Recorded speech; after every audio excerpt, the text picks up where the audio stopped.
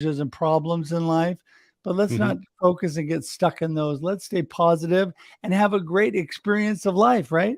I love it. Yeah. And so we could rewrite the Olivia Newton-John song from being let's get physical to let's get positive. That would be a good one. That would be a good Let's one. do it. Yeah. Yes. It's so funny. I'm going to tell a little sideline. First of all, welcome to the Experience Live with Russ and Scott, 7 a.m. Pacific Daylight Time every Wednesday. And right before this, we're on the Experience Backstage on Instagram Live only. And that's with Hmm. our good friend Shri. Sometimes our wonderful sponsor and friend, Dr. Nupi Aurora, pops in. We always Hmm. have fun. But little sideline on Olivia Newton-John, who is now passed. But her husband and father of her children was involved in dance here in Portland. He was from Portland.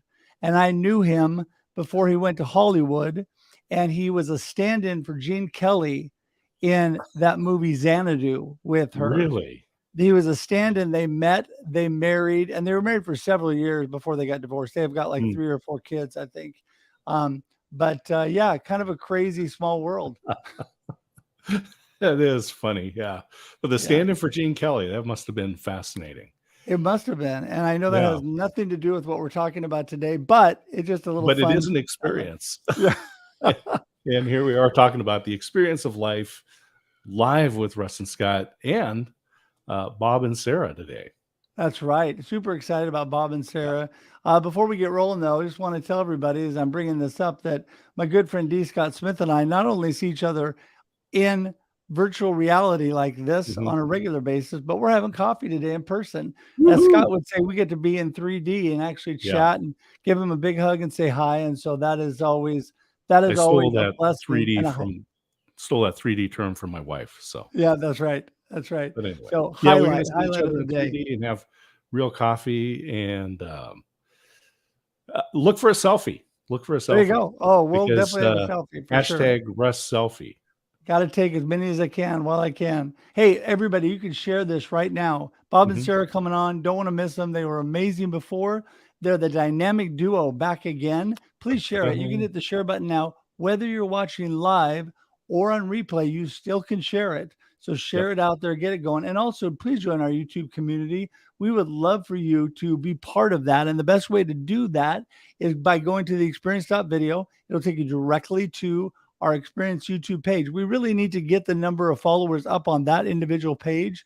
So Hmm. please, everybody, open a separate tab, hit that that subscribe button. And Yep. again, it doesn't matter whether you're watching live or on replay, you still can subscribe. And that gives you not only notices on YouTube of upcoming events, but also all the past amazing content that Scott and I have been blessed with, the people that have Hmm. done amazing things. You can see part 1 of Bob and Sarah. You don't want to miss that today. Part 2, I love gonna be this. crazy. The dynamic duo.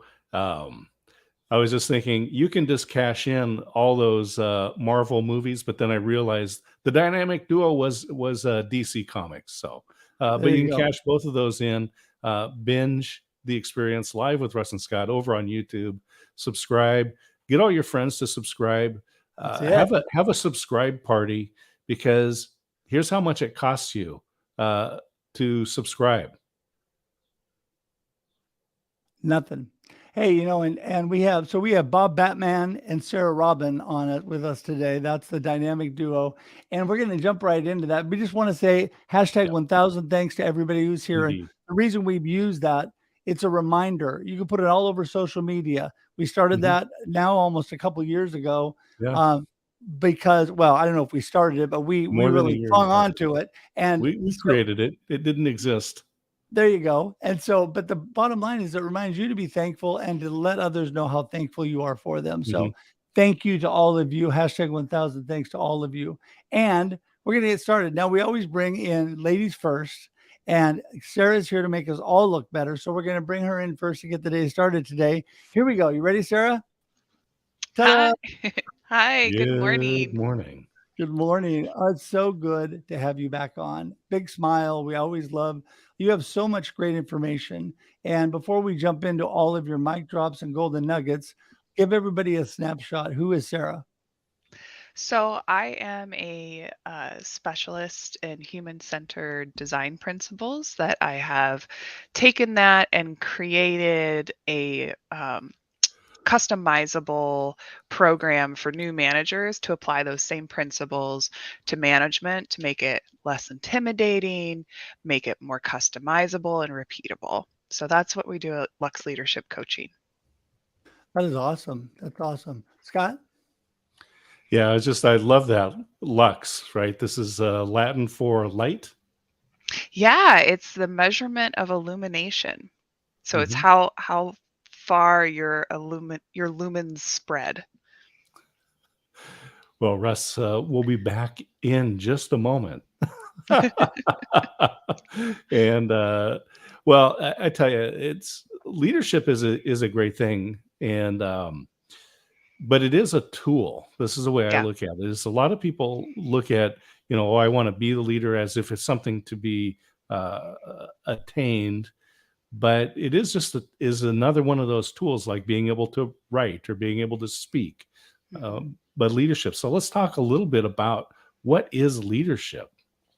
I think that's a really wonderful way to look at it because one of the biggest hurdles that I come across with clients is once they hit that level where suddenly, in their perspective, they've hit that title or they've hit that role and they're a manager, Hmm. there's a lot of pressure that they put on themselves. And I think a lot of our culture assumes that you'll just be a leader now. It's just Hmm. it's instantaneous and it's really not. So I loved the analogy of it's like writing because nobody starts out writing, beautiful novels. You start and you work on your skill and you hone it and you learn and you mess up and you make improvements and you learn from your mistakes. And I think being open and honest about that as leaders, I think it helps new people understand that they're not all of a sudden these robots that can just be a leader, you know?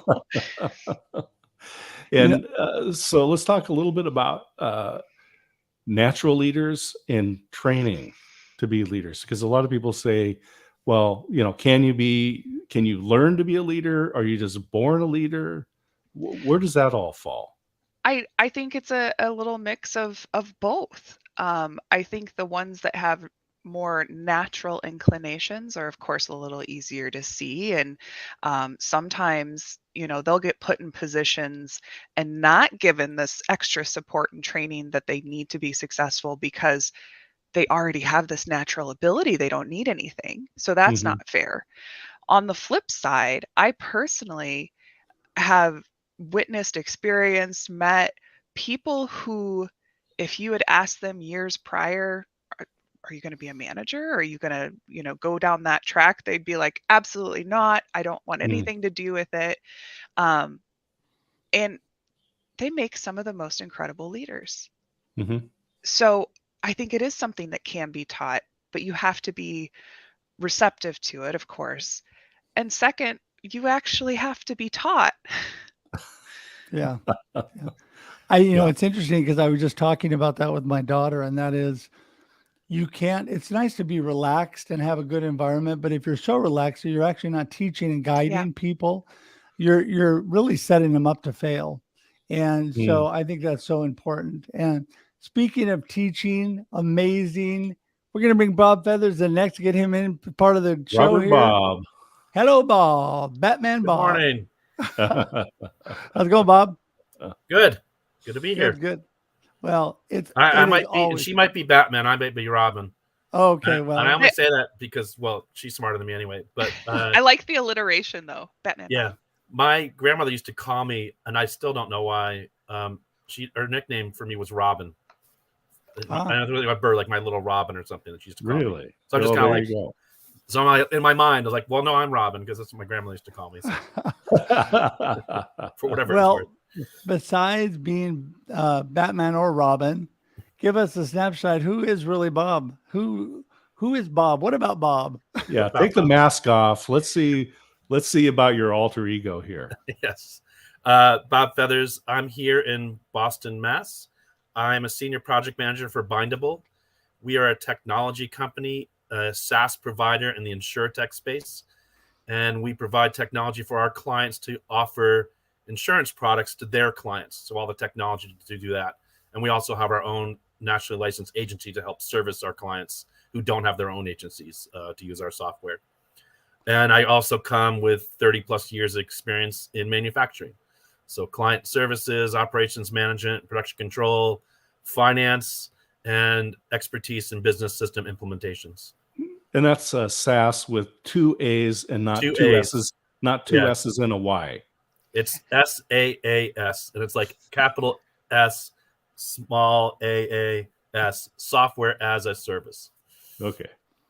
So, Bob, as far as like, let's use LinkedIn, social media, LinkedIn as an example. What are the advantages to your life and your business for all that you get through connecting and building community with people here in the social media world? Yeah, it's an important aspect. One is just getting your message out there. And it's not necessarily the message of my company, right? But if you think about the sales prospecting, it's never the first click. It could be multiple clicks away. And so the only way to get that is to build your network, and also don't stay within your vertical. So I'm not necessarily going to find people in the insurance space. They already know who I am, right? It's how can I find people that don't know who I am? Mm-hmm. And then they kind of go, oh, I actually know somebody that you should meet, right? It's that way to kind of expand, because that next sale for you could be 5 or 6 clicks away. And the only way to get there is to start to meet, to start to network, and don't necessarily be in your vertical, and just get your message out there and comment and get involved. And, you've got to be out there. You got to be in it to win it, they say, right? If you're not in it, if you're not commenting, you're not out there consistently putting your message out there, then no one's going to know who you are. I want to bring up something here too. And Sarah, was you're talking about leadership, introverts, extroverts, and Bob and Sarah, I want to hear both of your thoughts on this. So it's interesting now. There's a great article about a year ago or so about this subject, having to do with now the remote workforce. And so traditionally, a leader would be the extrovert, because when you're in that office environment, it's the person that walks in the room, right? It's the person that commands attention. That's kind of the natural leader. They kind of walk in the room, they walk around the facility, the office, whatever it is, and they kind of have that commanding presence. And they're the extrovert. They're happy to kind of be out there and do that kind of thing. Interestingly enough, so the introverts, right, they don't want to say much in the meeting. They might have a lot of great ideas, but they kind of don't want to say anything, or they might sit over to the side, and their ideas might get flushed out if hopefully they have somebody that kind of gets the ideas out of them, but they're not necessarily going to be that natural leader. Conversely, now with remote workforce, you don't have that. You can't walk into the Zoom room. Like you just don't have that kind of presence anymore. There isn't that physicality of being that extroverted person. And so it doesn't really play well. And so interestingly enough, sometimes the introverts now, or those people that are really natural in terms of their organization, like they have great ideas, they're very organized, and they just and they can present their ideas. It's a little bit easier. Maybe it's just in the chat in the Zoom, but there's ways to kind of present ideas, and you're not overshadowed by that great personality in the room. And so they're finding, interestingly enough, that the extroverts sometimes aren't as good in this leadership in the remote world. And so there's kind of a changeover. And what I find interesting is that you might find some different voices now, and voices that might maybe the introverts, the ones that kind of know more, because the extroverts just they're kind of doing this, but they're not actually like bringing any value, which I've seen a lot of that too. Well, I find, because I'm definitely an extrovert, I'm definitely out there, and I've been blessed. I really think that I am a good leader, but it's interesting that so many people, and I get caught in this, when you're an extrovert and you're a talker and you're getting out there, you don't take the time to listen and to really take a look at what people need. And Sarah, I'm going to bounce this to you, but it's so important to know what people offer, to listen to what's going on when it comes to leadership or whatever in business. And if you're not listening, you're not going to get that. Yeah, and I think it's really interesting how nicely what Bob was saying ties back to what Scott mentioned, and we were talking about trained behaviors. So I know we haven't known each other very long, but usually it kind of takes people aback when I actually tell people I'm an introvert. I'm an introvert that has focused and learned a lot of extroverted skills to be successful, but man, do I need my recharge time. And do I, need to manage things and make sure that I don't get burnt out. But what I've really loved about it is I'm a very driven person. And I identified, what Bob was highlighting, pre-COVID, the way to get to leadership was being that big personality. And I was like, well, that's not naturally who I am, but how can I be myself and still make an impact? And I do it by taking the time to what I believe is really forge authentic relationships with the people in the room, whether they're clients or people that are, my direct reports or, other business professionals. I will never be that big, loud sales vibe person. Um, but I'm very clear on who I am, what skills I bring, and how I can help activate that in other people, which I think is, to Bob's point, kind of a superpower in today's age where those introverts are getting a little bit more stage time and aren't feeling like, well, I can't do this, I can't do that. There's new ways of doing it. There's new ways of getting your message across. And when it really boils down to it, if you've got the drive, you can learn these skills. They're not inherent, and either you have them or you don't. Right. Well, and I think that it takes different people to really build community with different people. I mean, everybody is different and everybody bonds in a different way. And really the bottom line is I've hired some great introverts over my career that have done such a great job of connecting and building community with people, then bringing in sales and all of that through that without being loud and crazy like me. I mean, that everybody doesn't have to be me. I'd be a little overwhelming if everybody was that way. But no, I really think, Bob, that, when you have different personalities and again, being teachable, that's important. Be teachable and encouraging them in their strengths to do what sometimes they think they can't do. Yeah, so I'm going to add another, an actual real life story, kind of this whole point of what Sarah's talking about, like being authentic or being, listening. I had to learn how to listen better, right? That was one of the things I had to do as a manager, which I went to professional development to learn about management, which is more about responsibility and you're responsible for people and you have to be accountable.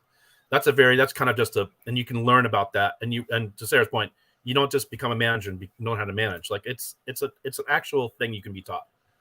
Leadership is a little different because leadership is more about action. It's not about the title. It's about what you do and how you act and things. So I had to learn to be a better listener, to kind of stop talking, right, and to listen to what people wanted. But I also found what I did, which was effective, and this is back in the manufacturing days, is I went out on the floor all the time. As an executive, I saw the executives like they were never on the floor. People barely knew who they were. I was always on the floor, always walked the floor, always talking to people, finding out what they're doing. And especially when I did business system implementation, because the whole point of this to have successful implementation is you have to have engagement. If people aren't using the tool, then who cares, right? Think of that tool as a person, an employee. You wouldn't spend $1 million to hire an employee and everyone hates that employee, right? You need to make sure that people like that employee. It's an employee in a way, and you have to treat it as such and make sure people like it. And so an example was I went down to the floor because I did a training, and I went down to the floor to check one of the supervisors. And I said, hey, I want to walk me through how's it going with the tool? And he goes, oh, I'm struggling. And I said, oh, what's the struggle? And one it was he had just a really old computer screen, like a 12-inch monitor. And I was like, are you kidding me? Like those things are like $30. I'm like, I went up to IT. I'm like, get this guy a monitor, get it now. And I got him, an 18-inch monitor, stuck it on the floor, whatever it cost us, $80. And then he could use the tool. And he was like, oh my God, this is so much better. I can read the reports. I can do it. And I engaged them, got him, and went to where he was. And now he's engaged the tool. Now he's like, oh, this is fantastic. And all it was he needed a new monitor. It's like, really? I mean, come on, folks. But no one would have known. His boss didn't know. wasn't asking like, how's it going? I had to go down there and, kind of, so it's you got to go down. You got to meet the people where they are and listen to what their needs are. I love totally that. agree with that. Years ago, when I was working in banking, we had this back office department that handled all the research. This is back in the days when things were on microfilm and microfiche, and they had these readers, and they'd load, pull these things out and stick them in the little readers, and they were the surliest group of people that you ever would work with. When you had to call them up, you're just like cringing because you're knowing, they're going to snap at me. No matter what happens, no matter how nice I am.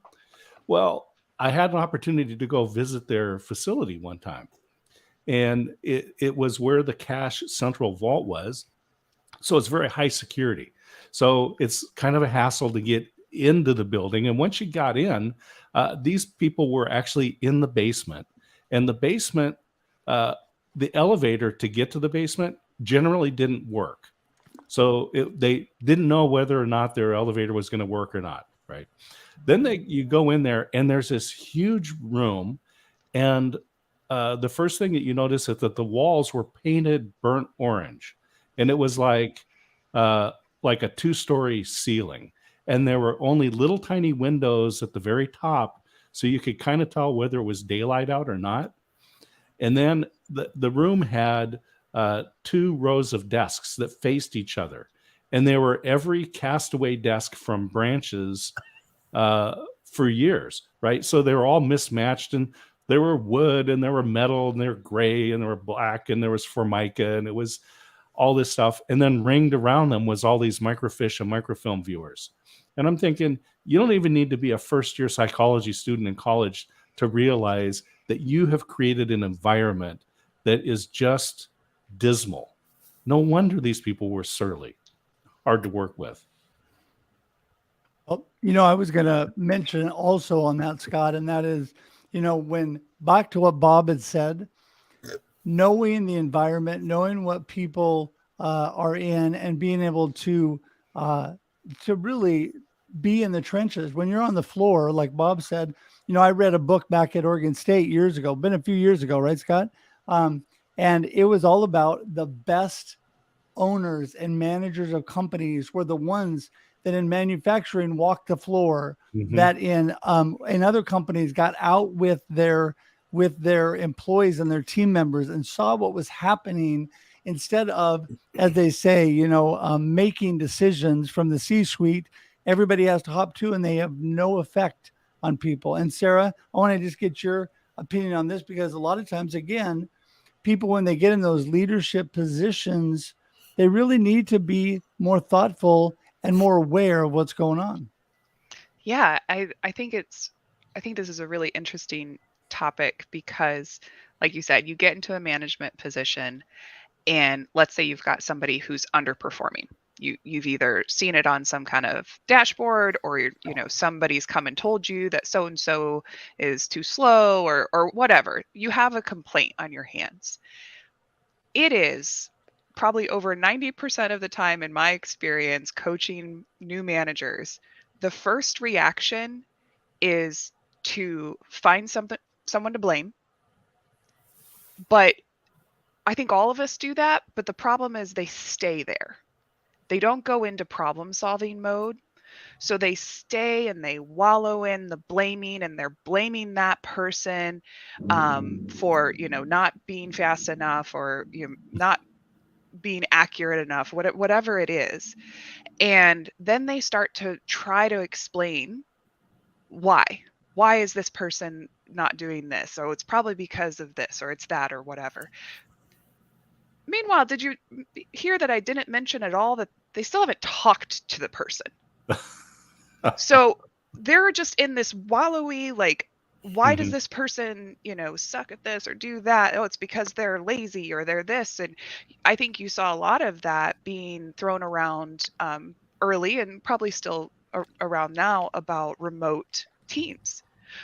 Well, if production's down, then this is why, and that's because they're remote, and all of it, just blame.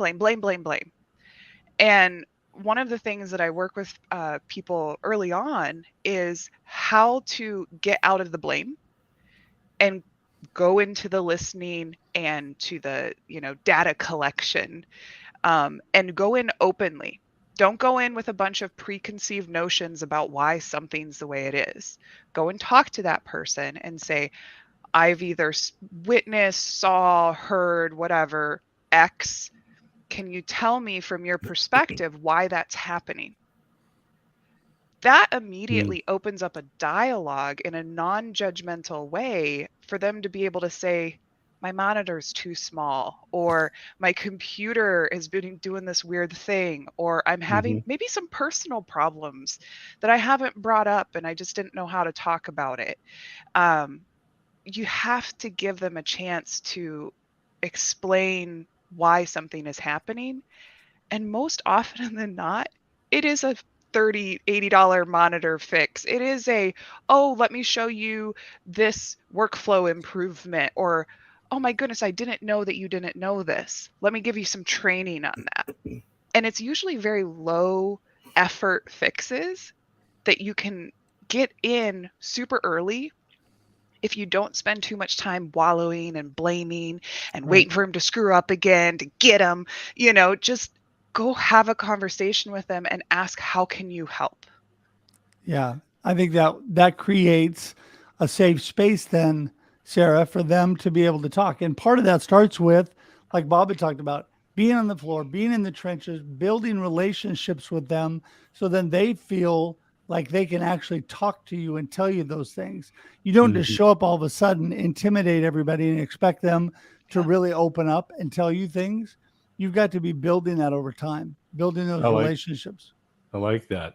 Hey, I saw Michael Holt's comments as he's got his team watching on their monitor. I had the opportunity to visit Michael Holt and Linkit Media up in Vancouver. And I will just tell you that he has an advanced leadership style that is demonstrated in the layout in the office. I mean, he explained things to me, the things they have on the walls. It is very advanced, and I highly recommend people connect up with Michael and learn about that. I was just thinking about this a story when I was interim general manager at an upholstered furniture company. And so I would go out and walk the floor in the morning.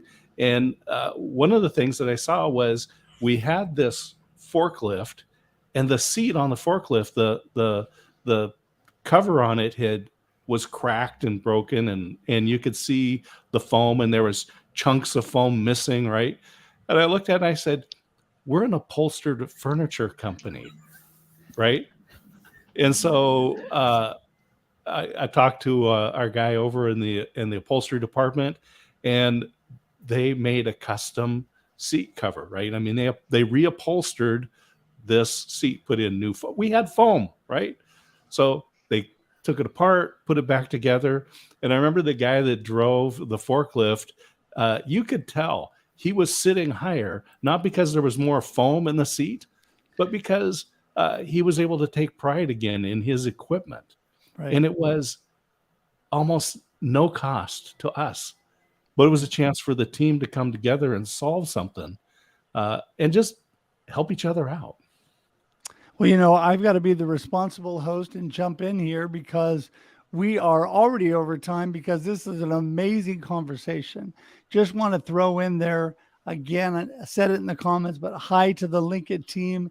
Michael, who is a great brother in the Lord and also is an amazing person. You are all blessed to have him as your leader at Lincoln Media Group. But I do encourage everybody, like Scott said, to get in touch with Michael, not only for what Lincoln Media can do for you, but for him as an individual. And he is years ahead of his time and all of his leadership style. So an amazing person, but I digress. So we're going to let Bob, you and Sarah give us your gold nuggets and what you want everybody to remember from today, and then how they get in touch with you, starting with, of course, ladies first, Sarah. So I think the big takeaway specifically today for me is for people not to get discouraged when they're looking at what their future or their growth might be, and don't explain away things as well, that's just not who I am, or you're either born that way or you're not, or you have that innate ability or not. Almost everything is a learned skill. And if you have enough drive and interest and passion in what you want to do, there's a way forward. So don't get discouraged. Don't think that some things aren't for you if you are truly interested in them. And, really push yourself. And that's one of the many things that I enjoy helping clients with Lux Leadership Coaching, is helping sometimes give them that little push, helping people feel a little uncomfortable, but in a controlled or supported way. So it's not a free fall every single time. Yeah. Yeah. And people get in touch with you. So you can find me on LinkedIn. You can also go directly to my website, luxleadershipcoaching.com, and fill out a form, and we can get in touch that way. And that just magically appeared below you. And look, Sarah, we got it right. luxleadershipcoaching.com. There you go. So, I appreciate you so much for being here today. And Bob, you're up next. So I want to pull on a little thread that Sarah started, but just the idea of leadership, right? Leadership is about action. So it's really about taking action. So I will pull on the one thread, and it's about having the conversation. Be willing to have the conversation. This is what I talk to a lot of people about is, why didn't you do this? You're talking about the why, why didn't you do this? And I want to focus more on like, how do we solve it? Like, how do we I don't care really what happened necessarily. I just want to figure out, what do we do to make sure it doesn't happen again? But the point of this is to have the conversation. People say, I didn't do this. And he's like, why didn't you do this thing? Because I was waiting for that person. And all I say is, well, does that person actually know? Have you had a conversation with that person? And so the idea is being willing just to have that conversation, say, hey, I need your help. I'm trying to do my job, but I need you to do your job, and I can't do unless you do your thing. And they go, oh my gosh, I didn't realize you're waiting for me. Like, I didn't know that you needed these things, because everyone's kind of in their little silo. So be willing to have those conversations and take the action, because that's what leadership's all about. If you're waiting for somebody else to do it, it's not going to happen. You can just take those actions. Yeah. And people get in touch with you? LinkedIn, right here. There's my email, and Instagram if you want to see what I'm cooking and what wine I'm drinking or what music I'm seeing. The Instagram side. There you go. The Instagram's like the fun side. So. And that is fun. If you guys are not connected to Bob on LinkedIn, on Instagram, you need to be. So, well, listen, awesome. Thank you both so much again. So amazing. We could have part 3, 4, and 5. We have so much to talk about. But, I just hope that everybody watching today was listening. So much value, so many mic drops, so many gold nuggets today during the show. But if you missed it, you can subscribe to our YouTube page on the Experience.video and watch it again and part 1 again. Or better yet, just get in contact with Bob and Sarah. There you go. All the information is clickable and it's easy to do. So we try to make it easy for you. We appreciate everybody being here today. And Scott, we're going to say goodbye to Bob, you and Sarah. Hang tight for just a second, though, because we'll join you in the green room in just a second. And thanks so much again. Thanks, Russ. Thanks, Scott. Thank We'll you. see you guys. Oh, and I cut her off. There you go. There we are. And we're gigantic. There we go. We are Okay. huge. Who are those huge faces? I put in the link. I put in the chat, and I'll drop it in again here. I gave a 5-minute talk, Ignite style. It's 5 minutes with timed slides, and so you can look at that video. And it compares management, which is plan, organize, lead, and control, which is a very textbook definition, and my version of leadership, which is something that you can teach to anyone at any level, and that is communicate vision, build trust, inspire greatness, and move others to action. In 5 minutes, you can hear everything that I have to say about that. Yeah, well, that's amazing. And it's right below you. They're easy for people to click on, Scott. And, I want to encourage people, get in touch with Scott, because he is a great leadership coach. He's a great individual helping those areas. And I can attest to that firsthand. Every time I'm with him, he is pushing me and helping me to grow. And that's what we need from people. If you don't have a coach or a mentor, you don't have to pay for that. If you don't have money, find a mentor or a good person that is years ahead of you that can help you, because you need that. We all need that. So I just want to encourage that, and just want to remind you, we're here every Wednesday for your listening and viewing pleasure, and great value and information from the amazing people we bring on the Experience Live with Russ and Scott, 7 a.m. Pacific Daylight Time every Wednesday. Before that, we're on Instagram Backstage, 6:30 a.m. on the Instagram Live only. Yes, Instagram Live only. I thought I said that wrong. Anyway, it is such a great platform. We want you involved in both of those. Please connect with us on all of them. And yes, want to say thanks to Ever, who doesn't like me pointing it up, but says Bob did. I will just say amazing behind the scenes. Thank you for all you do, Ever. A hashtag. Thank you. She just said hashtag 10,000 thanks. We'll go with that. Hashtag 10,000 thanks. Getting bigger. We're more thankful than we were. We are growing and getting more thankful every day. Scott, anything before we wrap? Yeah, I just want to thank Bob and Sarah again for coming and joining us and sharing such valuable information, and to everyone that's in the comments. That's what really makes the experience worth watching. Is it's that people are coming together and sharing great ideas. What an honor and a blessing to be here. And thank you to Russ for making all of this happen. Well, thank you to you, Scott, for also making this happen. And I agree 100%. Some of the incredible connections that I have today were made by seeing them in the comments and then connecting with them. So that's a great place to engage. Next week, we'll be here again, 7 a.m. Pacific Daylight Time on the Experience Live with Russ and Scott. Please join us, because we'd love to have you part of this community. Also, don't forget to join on YouTube at theexperience.video. And until we see you again, have a great day and a great life, and enjoy the experience. Woo-hoo! Thanks for tuning in to The Experience Live with Russ and Scott. If you enjoyed today's show, please share it with others, post about it on social media, or subscribe on YouTube. See you next time.